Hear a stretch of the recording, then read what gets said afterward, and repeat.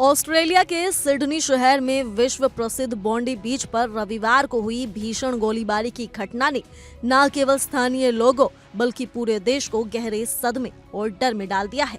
इस दर्दनाक घटना के बाद इलाके में चारों ओर दहशत फैल गई और लोगों में भय का माहौल बन गया। मीडिया रिपोर्ट्स के अनुसार इस हमले में कम से कम 12 लोगों की मौत हो गई है, जबकि कई अन्य लोग गंभीर रूप से घायल हुए हैं। सिडनी पुलिस ने इस घटना की पुष्टि करते हुए इसे एक आतंकी हमला बताया है।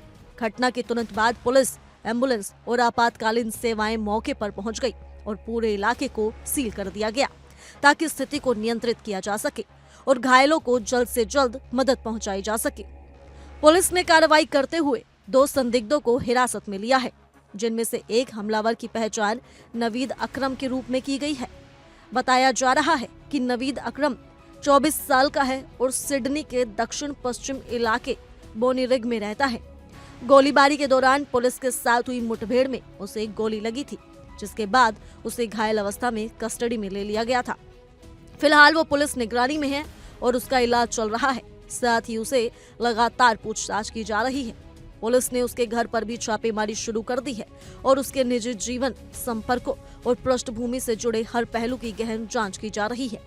इस घटना को लेकर सोशल मीडिया पर भी काफी हलचल देखने को मिल रही है। कई लोग अलग अलग दावे कर रहे हैं और कुछ पोस्ट में ये कहा जा रहा है कि नवीद अकरम पाकिस्तानी मूल का हो सकता है। उसकी फोटो और ड्राइविंग लाइसेंस सामने आने के बाद इस तरह की अटकलें और तेज हो गई हैं, लेकिन सिडनी पुलिस ने अब तक इन दावों की कोई आधिकारिक पुष्टि नहीं की है।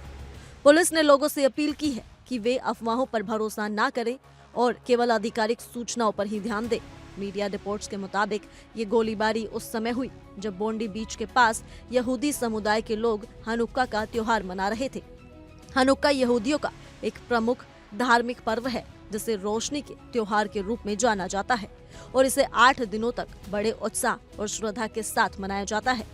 इस मौके पर वहां बड़ी संख्या में लोग मौजूद थे, जिससे हमले का असर और भी भयावह हो गया। प्रत्यक्षदर्शियों ने इस घटना के बारे में बताते हुए कहा कि अचानक तेज गोलियों की आवाजें गूंजने लगी और कुछ ही पलों में पूरा इलाका चीख पुकार, अफरा तफरी और भगदड़ से भर गया। स्थानीय लोगों का कहना है कि उन्होंने लगभग 50 राउंड तक गोलियों की आवाज सुनी। कैंपबेल परेड के आसपास कई लोग जमीन पर पड़े हुए थे और हर तरफ डर का माहौल था। लोग अपनी जान बचाने के लिए इधर उधर भागते नजर आए, जबकि कुछ साहसी लोग घायलों की मदद करने में जुट गए। इस हमले में कम से कम 16 लोगों को अस्पताल ले जाया गया है, जिनमें से कई की हालत गंभीर बताई जा रही है, जबकि अन्य घायल लोगों का प्राथमिक इलाज घटनास्थल पर ही किया गया। ऑस्ट्रेलिया के प्रधानमंत्री एंथनी अल्बानीज ने ही बॉन्डी बीच की इस दुखद घटना पर गहरा शोक व्यक्त किया है।